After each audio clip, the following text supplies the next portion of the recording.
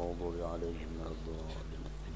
بسم الله الرحمن الرحيم. الحمد لله والصلاة والسلام على رسول الله سيدنا مولانا محمد ابن عبد الله وعلى آله وصحبه ومن تبع هداه. أما بعد. قال المصنف الإمام حجة الإسلام أبو حامد الغزالي رحمه الله ونفعنا بعلومه في الدارين. السادس أن لا يمر بين يدي الناس ويجلس حيث هو إلى قرب أسطوانة أو حائط حتى لا يمرون بين يديه، أعني بين يدي المصلي، فإن ذلك لا يقطع الصلاة ولكنه منهي عنه. قال صلى الله عليه وسلم: لأن يقف 40 عاما خير له من أن يمر بين يدي المصلي. وقال صلى الله عليه وسلم: لأن يكون الرجل رمادا رمديدا تزروه الرياح خير له من أن يمر بين يدي المصلي. وقد روي بحديث آخر: بالمار والمصلي حيث صلى على الطريق أو قصر بالدفع، وقال: لو يعلم المار بين يدي المصلي والمصلي ما عليهما بذلك لكان أن يقف 40 سنة خيرا له من أن يمر بين يديه. والأسطوانة والحائط والمصلى المفروش حد للمصلي، ومن اجتاز به فينبغي أن يدفعه. قال صلى الله عليه وسلم: ليدفعه، فإن أبى فليدفعه، فإن أبى فليقاتله فإنه شيطان، إلى آخر.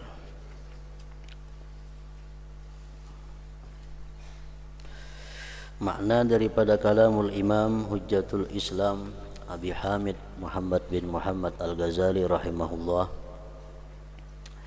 yang keenam daripada adab-adab Jumat, agar tidak liwat di hadapan orang-orang yang sembahyang. Jangan melibas, artinya di hadapan orang yang sembahyang.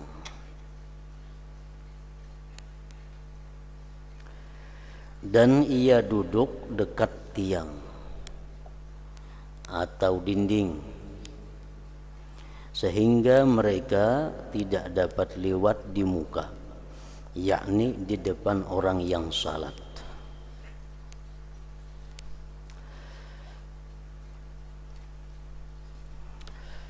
Nah, di sini adalah Imam Ghazali menerangkan sesuatu yang sunat dilakukan oleh orang yang hendak sembahyang,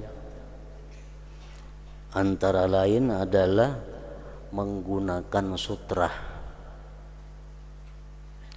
Menggunakan sutrah itu termasuk penyempurna sembahyang, sunat hukumnya. Sutrah itu artinya adalah sesuatu benda, sesuatu barang yang tingginya sekitar 2/3 hasta, diletakkan di depan orang yang salat,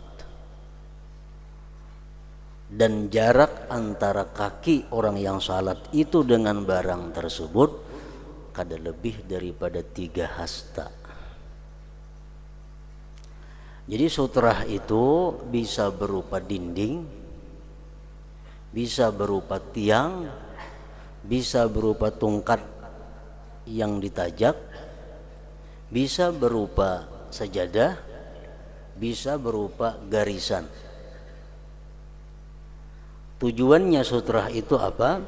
Supaya orang kada boleh lewat di depan, di hadapan orang yang sembahyang tersebut.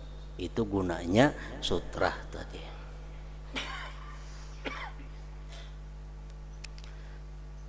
Kalau ada orang yang lewat di antara orang sembahyang dengan sutrahnya, ada yang meliwat di mukanya, itu sesuatu yang dikatakan oleh Ibnu Hajar Al-Haytami termasuk dosa besar.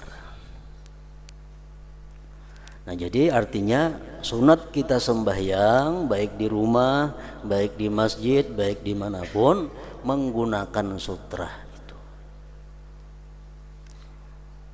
Urutannya dinding atau tihang yang kita hadapi. Atau kada ada dinding, kada ada tihang, misal di tanah lapang kita tajak tungkat di hadapan kita sembahyang itu. Tungkat itu tingginya minimal sekurangnya 2/3 hasta. Kada ada tungkat, sajadah diurat. Sajadah kada ada, garis di hadapan kita. Nah, itu tujuannya adalah supaya sembahyang kita kada terganggu oleh orang yang liwat di hadapan. Karena orang liwat di antara sutra itu orang yang melakukan suatu dosa yang besar. Jadi kalau kita ke masjid, nang dicari dahulu adalah saf pertama. Karena saf pertama ini langsung menghadap dinding biasanya. Nah, otomatis orang nang sembahyang di saf pertama itu, sembahyang sunat kan misalnya di saf pertama, ini sudah punya sutra karena dinding masjid sutranya. Nah, kalau ada orang nang liwat antara inya sembahyang dengan dinding masjid itu, hukumnya adalah haram. Kalau kada dinding, boleh juga tihang. Tihang-tihang ini, nah, tihang-tihang di masjid-masjid. Nah, sembahyang kita menghadap tihang, atau sedikit ke kanan dari tihang atau ke kiri dari tihang. Nah, maka tihang itu menjadi sutra bagi kita. Misalnya kada ada tihang, ada sajadah, sajadah urak. Nah, maka antara batis kita sampai ujung sajadah itu ngarannya adalah sutra, nang kada boleh diganggu, diliwati oleh siapa juga pun. Nah, urutan tertibnya itu menentukan. Artinya yang pertama dinding atau tihang. Misal di masjid, di musalla, dinding ada, tihang ada. Kita sembahyang kada menghadap dinding, kada menghadap tihang, tapi maurak sajadah. Nah, itu maurak sajadah hukumnya adalah sia-sia. Kenapa? Karena kedudukan sajadah itu kalau kada ada dinding atau tihang, sia-sia, sama ya kada bersutra ngarannya. Di rumah misalnya, dinding ada di muka, dinding rumah, dinding kamar, sembahyang jauh pada dinding, pasahapan diurak, itu kada berpahala. Kenapa? Karena meninggalkan yang lebih tinggi martabatnya, mengambil yang lebih rendah. Jadi urutannya itu dinding atau tihang sama, kemudian tungkat ditajak amunnya kawa, kada ada tungkat hanya sajadah nomor 4-nya. Nah, kalau kita masuk masjid, kita dituntut agar jangan sampai melibas orang sembahyang. Orang sembahyang sunat kenapa jangan dilalui, kecuali orang ini taksir. Arti taksir napa? Dinding ada kosong kada dihadapinya, tihang ada kosong kada dihadapinya, diuraknya sajadah di tengah-tengah masjid. Nah, itu boleh aja kita melibas di tengah-tengahnya itu. Kenapa? Ini menyia-nyiakan tempat yang mestinya ditempatinya.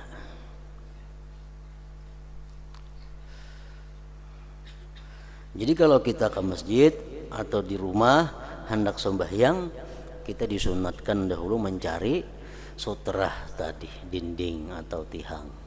Bila kada ada tungkat, bila kada ada hanyar sajadah.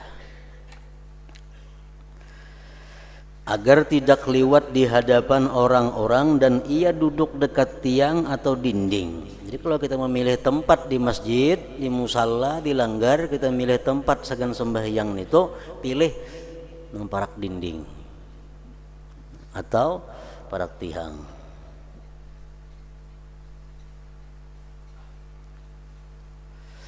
Sehingga mereka tidak dapat lewat di muka, yakni di depan orang yang salat. Sesungguhnya hal itu tidak memutuskan salat. Andai kata kita sembahyang misal di muka kita ada dinding, ada orang lewat di tengah-tengah sini, sembahyang kita kada terganggu, sembahyang kita kada batal kada. Tetapi dilarang orang lewat. amunnya nikat juga liwat sembahyang kita kan ada gangguannya, lepas rusak sembahyang nggak ada. Cuma nang liwat itu nang berdosa. Rasulullah sallallahu alaihi wasallam bersabda, la ayyakifa arba'ina aman khairun lahu min ayyamurra baina yadayil musalli. Artinya sungguh berhenti selama 40 tahun itu lebih baik baginya daripada ia liwat di depan orang yang sedang salat. Bisa kada ada jalan lain hendak keluar, kada ada jalan lain hendak masuk ke masjid, orang sembayangan rapi, sapnya sudah teratur. Nah lebih baik kita menunggu ujar Nabi 40 tahun daripada kita meliwati orang nang sembahyang itu.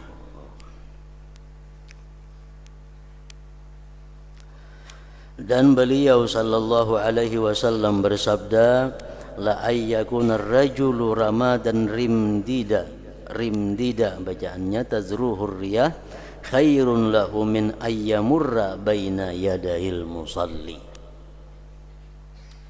Artinya sungguh seseorang menjadi abu yang diterbangkan oleh angin itu lebih baik baginya daripada lewat di depan orang yang sedang salat.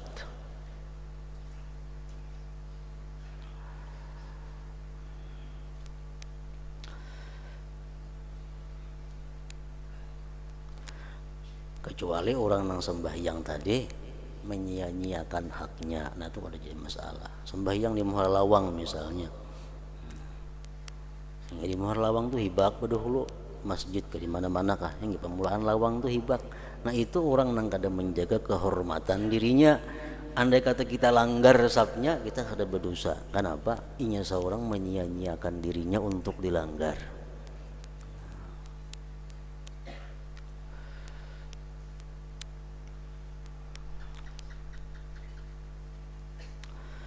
Dan telah diriwayatkan di dalam hadis lain mengenai orang yang lewat dan orang yang salat di mana ia salat di jalan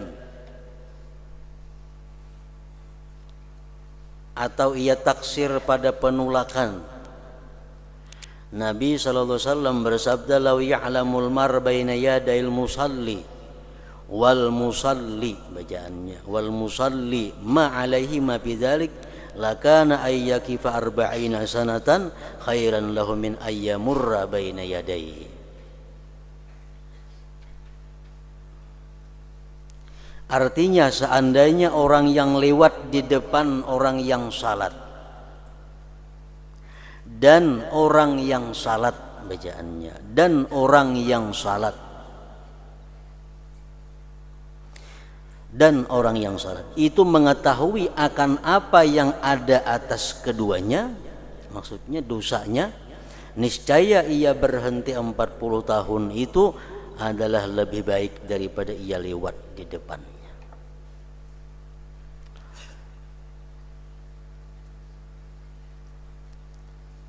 Jadi ini ancaman Rasulullah baik kepada orang yang lewat di hadapan orang sembahyang lawan orang sembahyangnya juga.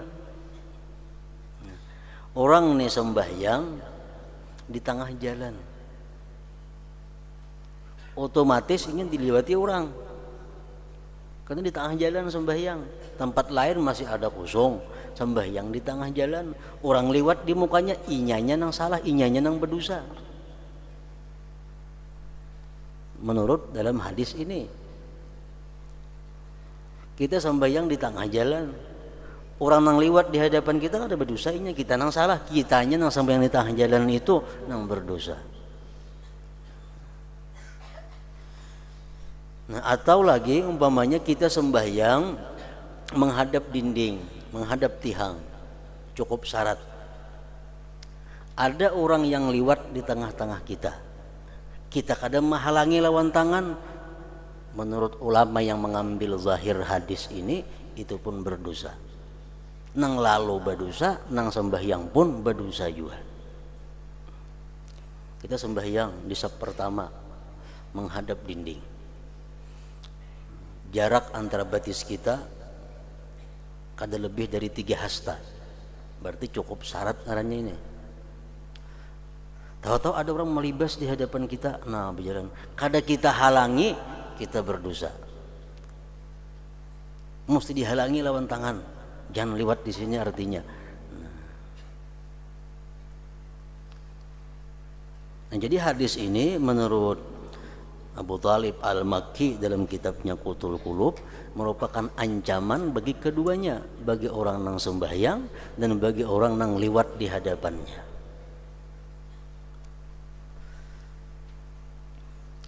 Seandainya orang yang liwat di depan orang salat nang melibas nini, dan orang yang salat itu mengetahui akan apa yang ada atas keduanya daripada dosa, maksudnya niscaya ia berhenti 40 tahun itu adalah lebih baik daripada ia lewat di depannya.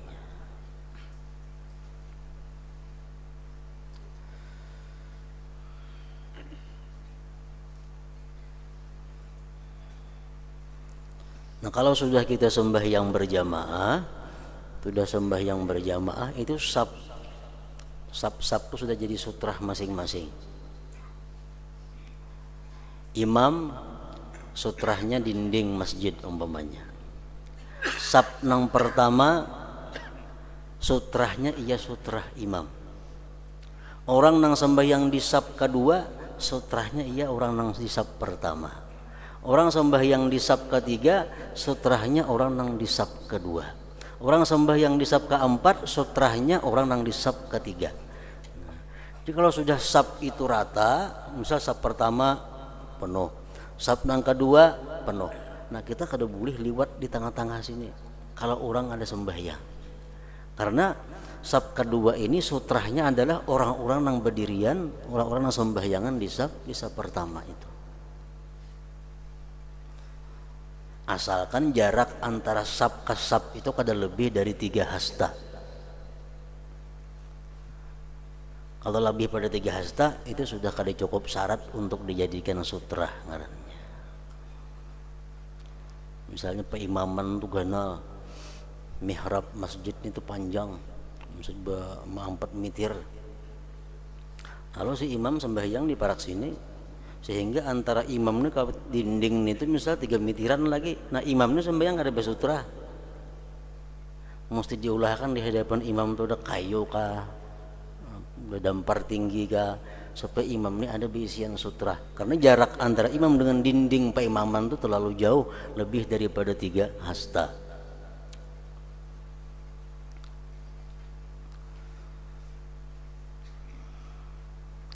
Tiang dinding dan tempat salat yang dihamparkan sajadah itu adalah batas bagi orang yang salat.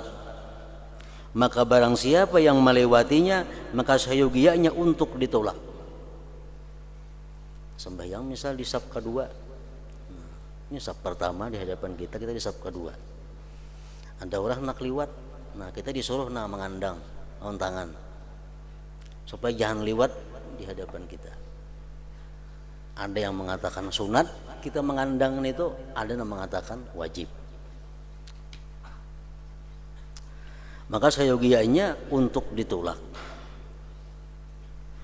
Rasulullah sallallahu alaihi wasallam bersabda, liyadfa'ahu fa in aba falyadfa'hu fa in aba falyuqatilhu fa innahu syaitan.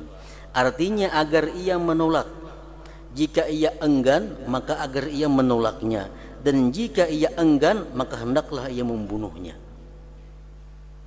Karena sesungguhnya itu adalah syaitan. Ini 2 kali kita menolak, yang ketiga menguntau. Jadi dikandang sekali, atapinya mengarasi.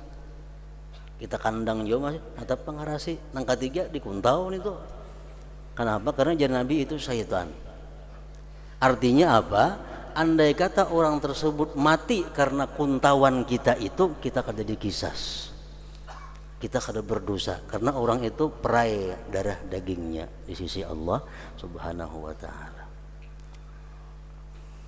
Liyadfa'hu fa inna falyadfa'hu fa in aba falyuqatilhu fa innahu syaitan. Menguntau waktu itu yang ini sembahyang menguntau mendatangi bahasa itu kada asli lagi. Ini menguntau parahatan itu. liyadfa'hu fa in aba falyadfa'hu fa in aba falyuqatilhu fa innahu syaitan. Artinya agar ia menolaknya, jika ia enggan maka agar ia menolaknya, dan jika ia enggan maka hendaklah ia membunuhnya, karena sesungguhnya ia adalah syaitan.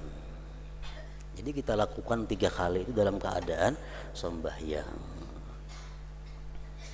Sama halnya orang minta kawani di saf belakang. Nah itu dilakukan sesudah kita sembahyang. Jangan kita melakukan sebelum kita sembahyang. Misal di saf pertama hibak, saf pertama hibak, datang kita, di mana kita mengambil posisi imam. Saf pertama hibak, masjidnya luas misalnya 30 meter, di mana kita mengambil posisi berdiri. Apakah di ujung sebelah kanan sana? Nah, nang bujurnya kita mengambil posisi itu di belakang imam. Ambil ke kanan sedikit. Di situ kita memulai saf. Nah, memulai saf. Di belakang imam ke kanan sedikit. Nah, di situ kita Allahu Akbar. Sorangan. Sesudah kita Allahu Akbar, hanya kita boleh menarik orang di muka untuk menggani kita, mengawani di belakang ini. Takbir dahulu hanya menggatuk nang di muka. Bila nang di muka dan nang di belakang ini sudah takbir nang di belakang, inya menggawil kita nang di muka, kita sunat membantu inya mundur supaya jadi saf di belakang. Bila belum mengangkat takbir dan di belakang ini menggatuk kita jangan melayani itu. Kenapa sebabnya? Karena kita nang jadi korban. Begitu kita mundur ke belakang, kita saurangan di saf ngarannya. Ini belum sembahyang lagi, kita nang jadi saurangan. Nah jadi supaya jangan ada nang saurangan di belakang itu, Allahu Akbar dahulu, hanya gatuk nang di muka. Jadi kedua-duanya di belakang nih kada ada sorangan sembahyang. Nah sama dalam halnya masalah menolak orang yang lewat di hadapan tadi. Abu Sa'id Al-Khudri radhiyallahu anhu menolak orang yang lewat di depannya sehingga ia membantingnya. Abu Sa'id Al-Khudri salah seorang sahabat Rasulullah sallallahu alaihi wasallam sembahyang. Beliau memakai sutra, memakai aturan-aturannya tadi. Ada yang lewat di hadapan sidin, halangi sidin, kada maasi banting sidin. Lalu barangkali laki-laki tadi memeganginya, lalu ia minta tolong atasnya pada Marwan. Lalu ia minta tolong atasnya pada Marwan. Marwan ini gubernur Madinah waktu itu. Artinya mengaduakan bahasa kitanya. Nang dibanting itu mengaduakan ke gubernur. Kada terima. Dipanggil gubernur Abu Sa'id ini, kan apa ikan sembahyang membanting orang itu. Lalu ia mengkabarkan bahwa Nabi SAW memerintahkan dengan demikian itu. Nabi yang menyuruh itu.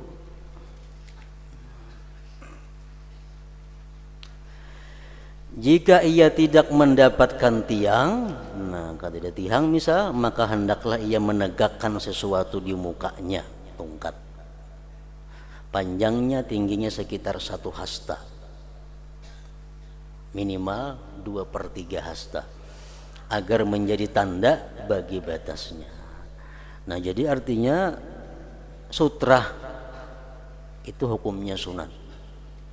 Baik sembahyang surangan, baik sembahyang berjamaah, baik sembahyang di masjid, baik sembahyang di rumah, baik laki-laki, baik bini-bini, dianjurkan, disunnatkan bersutrah itu. Artinya sembahyang jangan jauh pada dinding rumah, jangan jauh pada tihang, punya kadada urak sajadah.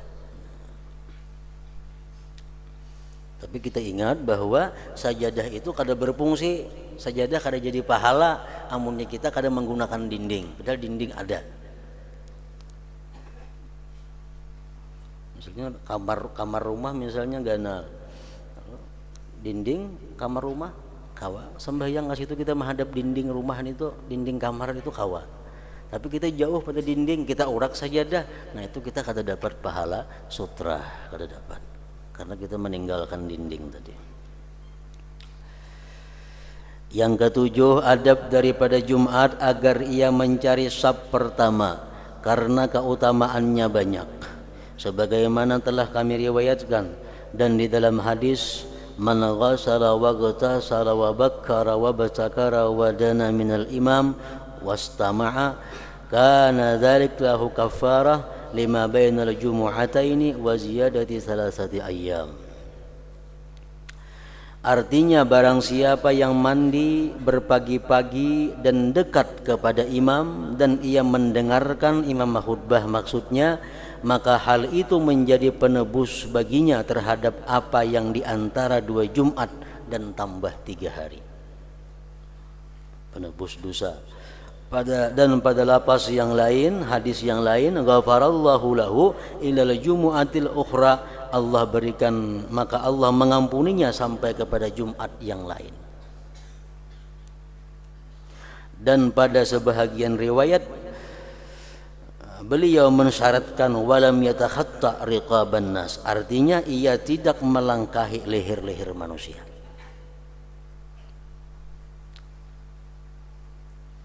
Jadi saf pertama itu merupakan sesuatu yang disuruh untuk mendatanginya, mengisinya, karena Nabi mendoakan orang-orang yang sembahyang di saf pertama itu.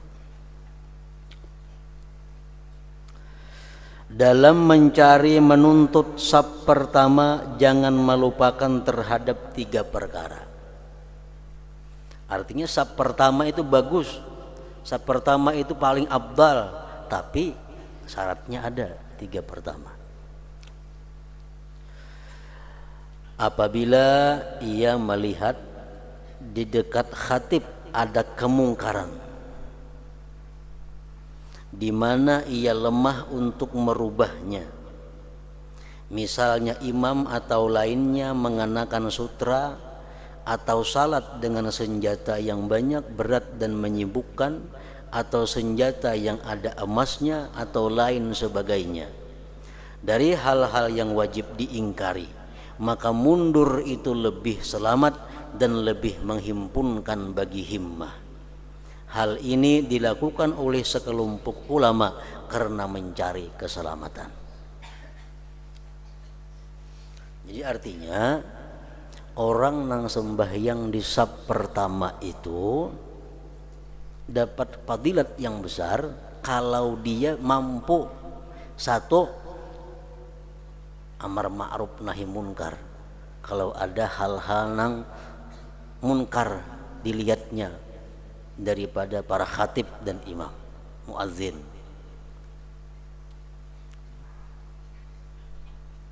Imam misalnya, khatib misalnya ketinggal rukunnya, mesti kau menagur nang di saf pertama ini.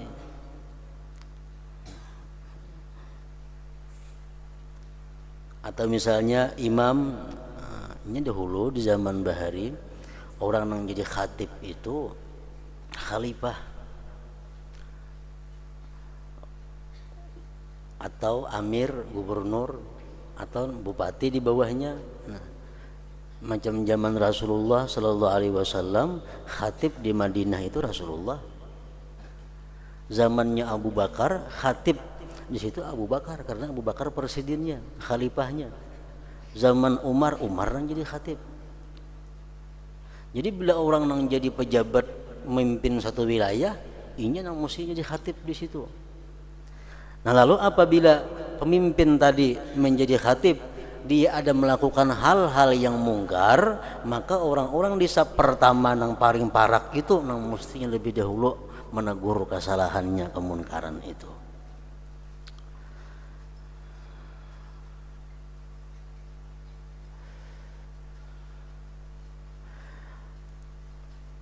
Jadi apabila ia melihat di dekat khatib akan kemungkaran di mana ia lemah untuk merubahnya,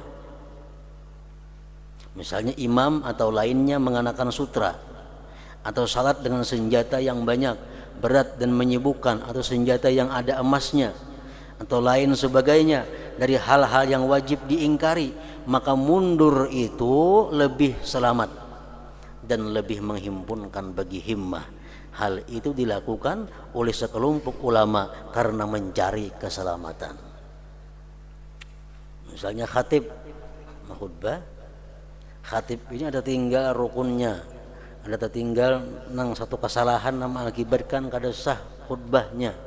Orang yang paling bertanggung jawab orang yang di saf pertama karena paling dekat dengan imam. Jadi yang di saf pertama ini jangan coba-coba untuk mengantuk mau orang khutbah, karena tugas ada. Kalau khatib mengapakah mesti mengganti, atau imam ada masalah naik jadi imam. Kalau kita kada mampu macam itu, lebih selamat mundur daripada saf pertama. Dikatakan kepada Bishr bin Al-Harith, kami melihatmu berpagi-pagi sedangkan kamu salat di akhir saf. Jadi orang, wahai Bishr bin Al-Harith, pian sungsung ke masjid tapi sembahyang pembelakangan, kenapa? Lalu ia menjawab, hanya saja yang dikehendaki adalah dekatnya hati, bukan dekatnya tubuh. Dan ia mengisyaratkan bahwa hal itu lebih dekat kepada keselamatan hatinya.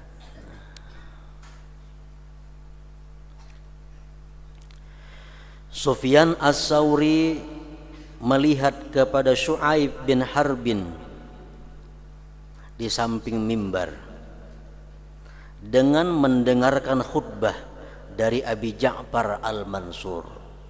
Kalau kada salah ini khalifah. Abi Ja'far Al-Mansur khutbah. Syu'aib bin Harbin duduk di parak situ mendengarkan khutbahnya. Sufyan Sauri melihat dari kejauhan. Ketika ia selesai salat, ia Sufyan Sauri berkata kepada Syu'aib bin Harbin tadi. Ujar Sufyan Sauri, hatiku sibuk terhadap dekatmu kepada ini. Bahasa kita, wahai kawan, hatiku kada nyaman melihat ikam dekat mimbar itu. Hatiku sibuk terhadap dekatmu kepada ini. Apakah kamu percaya untuk mendengar perkataan yang wajib atasmu untuk mengingkarinya? Artinya amun khatib tu ada hal-hal pidatunya nang salah, pidatunya nang kada pantas, apakah mampu mengingkarinya? Kemudian ia Sufyan Sauri mengatakan, menuturkan sesuatu yang mereka perbuat dari pemakaian baju hitam. Bila menghutbah baju hitam, wanita ikan menagur itu. Lalu ia berkata, Syu'aib tadi berkata, wahai Abu Abdillah, wahai Sufyan Sauri, tidakkah dalam hadis terdapat udunu wastami'? Wahai Sufyan, hadis mengatakan dekatlah kamu kepada khatib dan dengarkan. Kenapa kamu menyuruh aku berjauh pada mimbar? Dengan hadis mengatakan dekatlah dengan mimbar dan dengarkan. Artinya mendekatlah dan dengarkanlah. Lalu ia berkata, Sufyan Sauri tadi berkata, celaka kamu, itu bagi khulafaur rasyidin yang dapat petunjuk. Nang kita disuruh berparak lawan khatib, disuruh kita mendengarkan khutbah, dekat dengan khatib itu kalau khatibnya khulafaur rasyidin yang dapat petunjuk. Adapun mereka hatib-hatib nang sekarang, maka setiap kali kamu jauh dari mereka dan kamu tidak melihat mereka, maka ia lebih dekat kepada Allah Azza wa Jalla. Kalau khalifah-khalifah sekarang nang jadi khatib, makin jauh makin dekat dengan Allah Ta'ala, makin jauh daripada khatib itu makin dekat kepada Allah Subhanahu wa Ta'ala. Sa'id bin Amir berkata, saya salat di samping Abi Darda, maka ia langsung ke belakang mundur pada saf-saf itu. Kata di saf pertama, sehingga kami berada di akhir saf pembelakangan. Ketika kami selesai salat, saya berkata kepada Abi Darda, Bukankah dikatakan bahwa sebaik-baik saf adalah awalnya? Kenapa pian pembelakangan sembahyang? Abu Darda menjawab, ya, bujur saf pertama itu paling baik. Hanya saja umat ini disayang, terpandang di antara umat-umat yang lain. Sesungguhnya apabila Allah memandang kepada hamba di dalam salat, maka ia diberi ampun dan juga orang yang berada di belakangnya. Itu alasanku gisidin aku di belakang sembahyang. Kenapa? Karena bila Allah mengampuni sembahyang orang nang di muka, nang di belakang dapat syafaatnya. Nang sejajar kada artinya.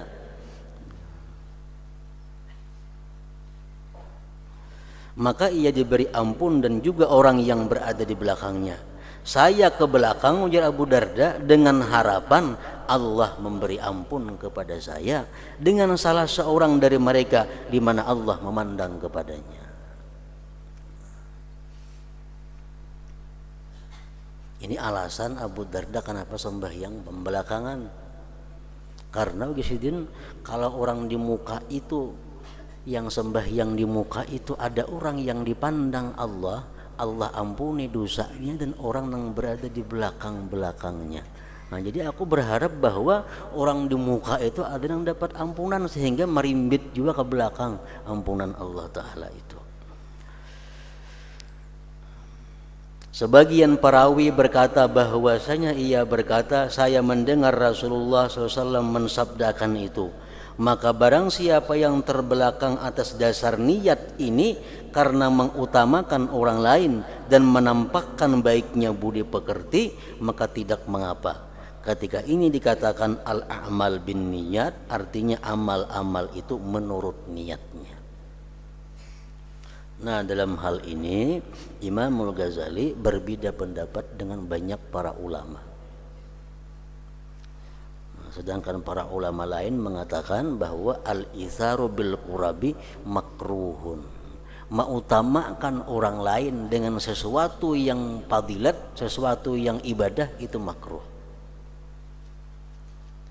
Pertama misalnya, itu fadilat, kemuliaan. Kalau kita menyuruh orang lain ke pertama, kita hakun di belakang, itu makruh. Itu pendapat kebanyakan ulama. Tapi kalau Imam Ghazali di sini berpendapat tergantung niatnya. Kalau niatnya anak sembahyang di belakang kayak nang tadi, tujuannya itu jisidin kada mengapa. Maka tidak mengapa ketika ini dikatakan al-a'mal bin niyat, artinya amal-amal itu menurut niatnya. Yang kedua, kita di saf pertama tadi disuruh jika sebidang tempat dari masjid di sisi khatib tidak khusus untuk para sultan, maka saf pertama itu disukai. Jika tidak, maka sebagian ulama memakruhkan masuk tempat yang khusus itu. Misal sembahyang Jumat di masjid, di saf pertama itu khusus untuk para sultan, untuk para pejabat-pejabat sembahyang di situ. Nah, kita makruh berparak ke situ di saf pertama. Pendapat sebahagian ulama tadi. Itu adalah bid'ah yang diadakan setelah Rasulullah SAW di masjid-masjid. Padahal masjid itu mutlak bagi seluruh manusia. Hal itu telah dipastikan atas penyelisihannya. Siapa yang datang pertama, itu yang paling berhak untuk masjid di saf pertama. Siapa yang datang awal, itu yang paling berhak. Kada ada istilah tempatku di masjid itu, kada ada. Kada ada.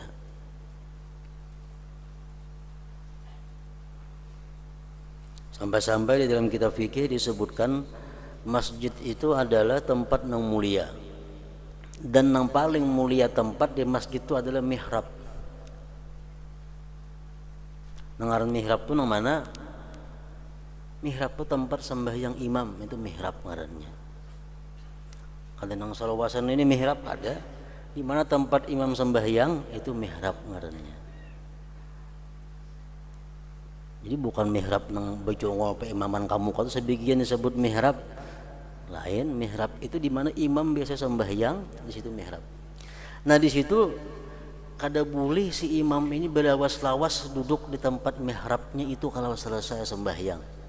Kenapa? Dikhawatirkan kalau ada kaum muslimin yang hendak ke tempat itu, karena itu tempat yang paling abdal di dalam masjid. Nah, jadi imam sayogianya tuntung wirid berjauh dari tempatnya itu, memberi kesempatan kepada orang lain untuk sembahyang di mihrab itu. Nah, jadi masjid siapa yang pertama datang itu yang paling berhak di saf pertama. Anas bin Malik dan Imran bin Husain salat di tempat yang khusus itu. Keduanya tidak memakruhkan hal itu karena menuntut kedekatan itu. Barangkali kemakruhan itu tertentu dengan keadaan yang dikhususkan dan larangan. Adapun semata-mata tempat khusus apabila tidak ada larangan maka tidak pasti makruh. Misal di panitia masjid saf pertama khusus hari ini untuk para pejabat. Nah, itu bid'ah. Dan kita nang kada pejabat makruh sembahyang di saf pertama. Karena sudah ditentukan untuk bubuhan para pejabat. Ada yang mengatakan kada makruh seperti Anas bin Malik dan Imran bin Husain tadi. Yang ketiga, saf pertama masih bahwasanya mimbar itu memutung sebagian saf. Saf pertama adalah yang bersambung yang ada di halaman mimbar, dan apa yang ada di ujung itu terputus. Ini menurut Imam Ghazali. Amun mimbar macam di Masjid Sulaha itu kada jadi masalah. Kenapa? Karena andaknya mimbar kada mengganggu saf. Andaknya mimbar kada mengganggu saf. Nang jadi masalah ini kalau mimbar itu baka muka. Nah, sehingga memutong saf. Apakah keberadaan mimbar itu memutong saf atau kada? Menurut Imam Ghazali, nangaran saf pertama itu adalah saf nang di muka mimbar. Karena itu nang kada terputus. Saf pertama saf nang di muka mimbar. Kalau saf kiri kanan mimbar tuh kada saf pertama ngarannya karena terputus oleh adanya mimbar ini. Ini pendapat Imam Ghazali. Bahwasanya mimbar itu memutong sebagian saf. Saf pertama adalah yang bersambung yang ada di halaman mimbar, dan apa yang ada di ujung itu terputus. As-Sauri berkata, saf pertama itu adalah yang keluar di depan mimbar, karena saf itu mengarah, karena bersambung, dan orang yang duduk padanya itu menghadap khatib dan mendengarkan daripadanya. Nah, ini pendapat Sufyan Tsauri sama dengan Imam Ghazali. Jadi misal masjid, di sini peimaman, di sini ada saf, di sini ada mimbar. Nangaran saf pertama nang mana? Nang di muka mimbar nangaran saf pertama. Bukan nang di belakang mimbar, bukan nang di sejajar lawan mimbar, nang di hadapan mimbar, nang di halaman mimbar itu saf pertama. Menurut Imam Ghazali dan Sufyan Ats-Tsauri.